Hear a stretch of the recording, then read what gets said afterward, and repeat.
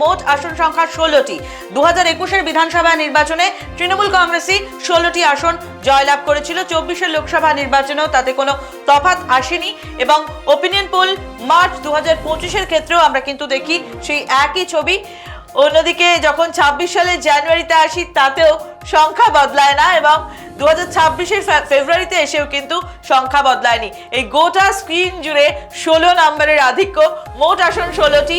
21 সাল থেকে এখনো বর্তমানে যে ওপিনিয়ন পোল পুরোটাতেই কিন্তু আপনি দেখতে পাচ্ছেন যে 16 সংখ্যাটা তৃণমূল কংগ্রেসের পাশেই রয়েছে, অর্থাৎ ধারাবাহিকভাবে এখানে খুব ভালো ফল করেছে তৃণমূল কংগ্রেস। হ্যাঁ, সেটাই, মানে আর কিছু বলার নেই। মানে সমীক্ষা বা পরপর তুমি যেটা বললে এইটা থেকে পরিষ্কার যে হাওড়ার যে সাংগঠনিক জায়গাটা সেটা হয়তো তৃণমূল কংগ্রেস ঠিক ধরে রাখতে পেরেছে এবং উল্টো দিকে বিরোধীরা কিন্তু সেইভাবে করে নিজেদের তৈরি করতে পারে। ঠিক, ফলে সেই এফেক্টটাই আমাদের পরপর করে উঠে এসেছে, ফলে 16 16 16 16।